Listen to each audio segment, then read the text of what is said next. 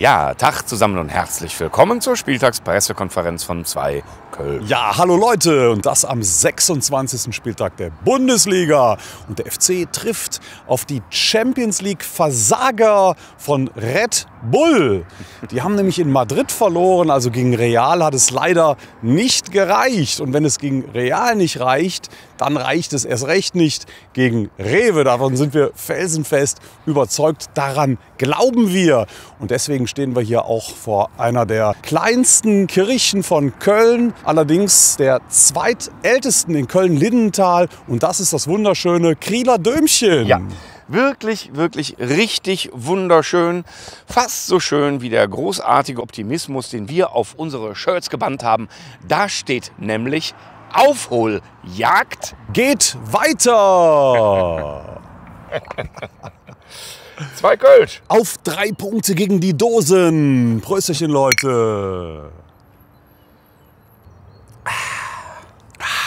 Ja, ehrlich gesagt, wir müssen selber ein bisschen lachen über das Motto, weil das natürlich die statischste Aufholjagd aller Zeiten ist. Also wir müssen aufholen etwas schneller, als die hinter uns aufholen. Und in Wahrheit bewegen wir uns alle nicht von der Stelle. Aber das wäre ja schon die erste gute Nachricht. Ja, definitiv, denn von hinten lösen wir uns mehr und mehr. 2 Punkte jetzt schon auf Mainz. Die Darmstädter sind mittlerweile ziemlich abgeschlagen.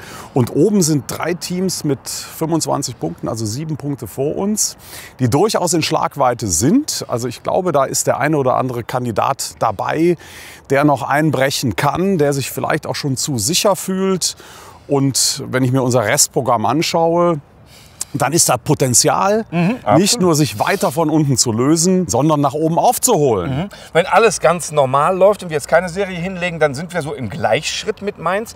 Und dann wird vermutlich der direkte Vergleich entscheidend sein. Wäre natürlich schön, wenn wir dann, wenn es zum Duell kommt, auch schon ein paar Schritte weiter vorne wären. Ja, und daran glauben wir ganz fest. Und das basiert natürlich vor allen Dingen auf dieser super Leistung, die wir in Gladbach abgeliefert haben. Wir waren ja auch da, ihr habt die Bilder bestimmt gesehen. Wirklich ein fantastisches Derby mit einer wieder super Auswärtsleistung unseres FC.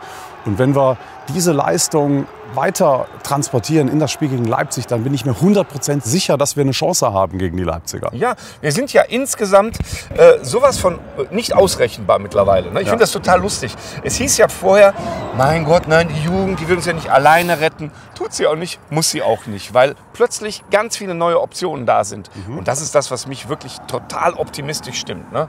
Definitiv. Und an der Stelle auch mal wirklich ein ganz großes Kompliment an unseren Trainer, was der in diesen wenigen Spielen schon an Veränderungen mittlerweile gebracht hat. Das finde ich tatsächlich erstaunlich. Und das Ganze ist nicht mehr so statisch, nicht mehr so auf Prinzipien beruhend wie früher. Es ist eine sehr lockere Atmosphäre. Man hat den Eindruck, das Team hat nicht nur gute Laune, sondern jeder gibt für den anderen alles und da steht wirklich ein echtes Team auf dem Platz. Und das ist das, was mir wirklich am meisten Hoffnung macht. Ja, und es spielen plötzlich Leute eine Rolle, die vorher quasi aussortiert waren gedanklich und überhaupt keine Rolle gespielt haben.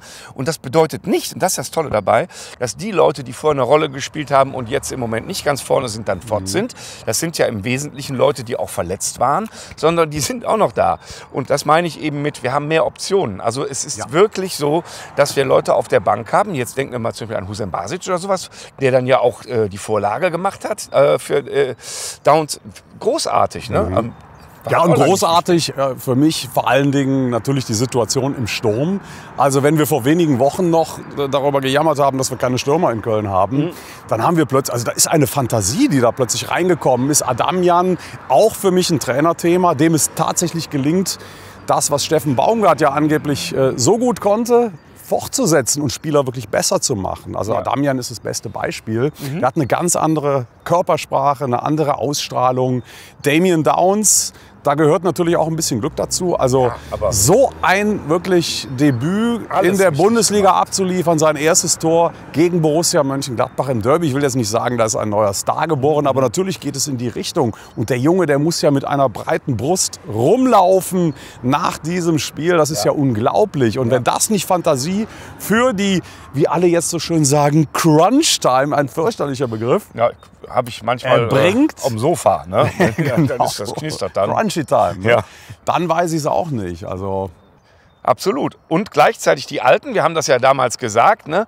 Die Alten müssen stabil sein. Also der liebe Florian Kainz hat 2 Vorlagen gemacht. Und das ist jetzt auch keine Selbstverständlichkeit. Ja, wobei ich ihn sonst nicht so stark fand, ehrlich gesagt, in Gladbach. Aber die beiden Dinge hat er gemacht und das ist am Ende das, was zählt. Genau, das ist das, was den Bock umstößt. Ja, aber dass wir tatsächlich diese Mischung haben, ne? Aus Jugendforsch und die Alten schön stabil. Das ist nach wie vor gegeben. Definitiv. Naja, reden wir noch ein bisschen weiter über Gladbach. Also für mich auch wirklich eine ganz großartige Aktion war die Anreise, geschlossen mit verschiedenen Gruppierungen, Fanclubs, die hintereinander im Konvoi mit Bussen nach Mönchengladbach gefahren sind. Wir haben uns getroffen, alle Mann vor Müngersdorfer Stadion, an der Jahnwiese. Und dieser gemeinschaftliche Auftritt, was sich dann auch im Stadion in Gladbach fortgesetzt hat, also das ist ähnlich wie auf dem Platz, die Spieler, wenn ich sage, dass einer für den anderen alles tut. Ich habe auch den Eindruck, dass in der Fangemeinde wirklich der große Schulterschluss gerade stattfindet und dass immer mehr Leute auch davon überzeugt sind, erstens, dass wir noch alle Chancen haben, in der Liga zu bleiben und die zweitens auch genau wissen, wir müssen jetzt zusammenhalten, damit das Ding klappt. Ja, und das war auch genau die Atmosphäre vorher. Ne? Ja. Also während des Konvois, das stellt man sich ja immer so doll vor, aber man sitzt ja in seinem Bus drin. Man sieht nach vorne nicht viel und nach hinten auch nicht. Im Grunde, das kriegst du gar nicht mit. Aber vorher, wie dann die ganzen Busse da ankommen und alle Leute stehen draußen und warten, die einen haben Mucke mit, dann wird schon ein Bierchen getrunken. Das war wirklich so eine kleine, so eine Klassenfahrt-Volksfest-Atmosphäre. Sehr, sehr charmant, muss ich sagen. Ja. Wirklich eine tolle Geschichte. Absolut. Sollte man häufiger so machen, dass man da nicht so einzeln nur losfährt. Ja. Im Grunde ist es wie das Ankommen, ne, am Stadion. Was ja auch mittlerweile so ein richtiges kleines Event immer wird, wo man so ein Bierchen noch mal trinkt und sich mit allen Leuten trifft und langsam formiert.